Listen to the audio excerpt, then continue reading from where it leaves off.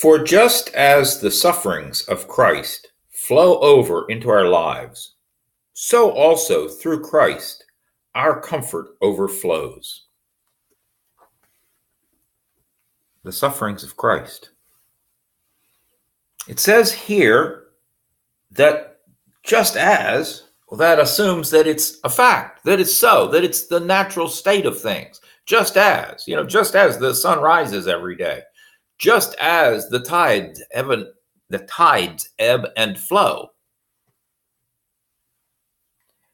just as the sufferings of Christ flow over into our lives.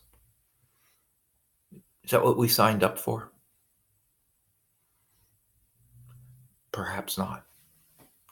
Now, I had the advantage of being brought up in a very Bible-centered house, among Bible-centered houses. All of my relatives were very Bible-centered people. And so I was well acquainted with the Bible on the subject of persecution, of suffering. So when I decided to accept the offer of salvation that is in Christ Jesus, when I finally understood how that offer is made and how it is accepted, and I wanted it for myself, I knew that I was signing up for a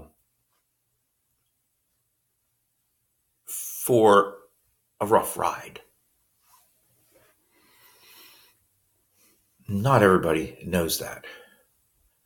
And the people who led me to that decision were usually pretty clear, and I think they were with me, even though I didn't need to be told, that when we decide to accept the offer of salvation in Christ Jesus, we're in for a rough ride. Jesus himself said so in another place, and I'm not going to try to do a lot of cross-referencing here. I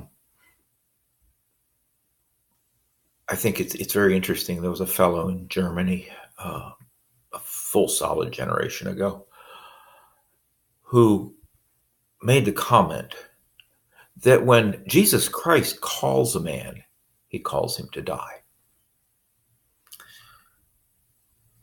And that is the case. We are called to share in Christ's suffering. And there's an awful lot of so-called gospel going around these days that offers health and wealth. And then there are people who say, oh, I reject the health and wealth doctrine. And yet they offer a very simple, free, and easy salvation. Just this one little moment in your life. Make one little decision, one moment in your life. It doesn't really have to change everything. Well, I mean, you have to intend to change, but we all know that it's not going to really happen for most of you. But that's all right, having made this one little decision, and now you're in free. Doesn't work like that. Now, I am not implying that you have to work your way through salvation, that if you don't keep your shoulder to the wheel, you will get left behind and fall out of salvation. I don't mean that at all. God is able to keep you.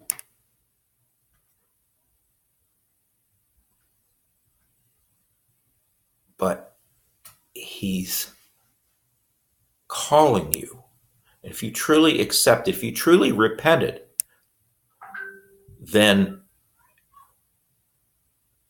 you will know that you're being called to take up the cross and follow Jesus. So we have the suffering of Christ overflowing into our lives.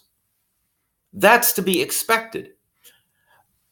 We also have the comfort of Christ flowing into our lives. Now, I will be the first to admit that for the past 4 years, I have not been exhibiting or experiencing very much of the comfort of Christ. That has a lot to do with why this particular series, which I started more than 4 years ago, almost 5 years ago, why that went on hold for more than 4 years. Where's the comfort? And for me, the reason I was not experiencing the comfort as I look back on it now was because I was not accepting God's leadership in what was happening. Oh, that's bad. Well, in a sense, it's bad. And in a sense, that's okay. It's a learning experience. God had to take me through a period, a long and difficult period of suffering to get me to the point of acknowledging and realizing that he knows what he's doing in my life. I have a son, a younger son who is 7 years old. And he is a climber. He has been a climber since before he could walk.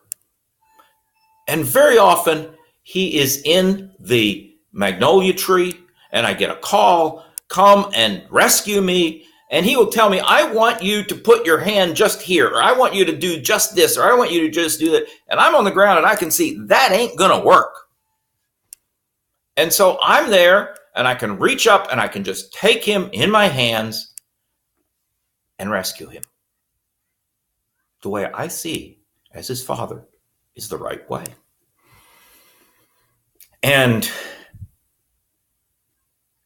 he's a child and he doesn't always see that. And I am a child of God. And as a little child, I, for the last 4 years, have not been willing to accept that Daddy knew better than I what my situation in the tree is, how to best deal with it. Now, I am not particularly happy with where I am stuck in the tree right now. But I'm gaining comfort from the recognition that God knows where I am in the tree. God's hands are under me. Underneath are the everlasting arms, and he has a purpose in this, a purpose which I cannot, for the life of me, cannot see. But I will trust that God's purpose and God's plan is better than my purposes and my plan. And so, in that understanding and recognition, through Christ, my comfort, our comfort, overflows.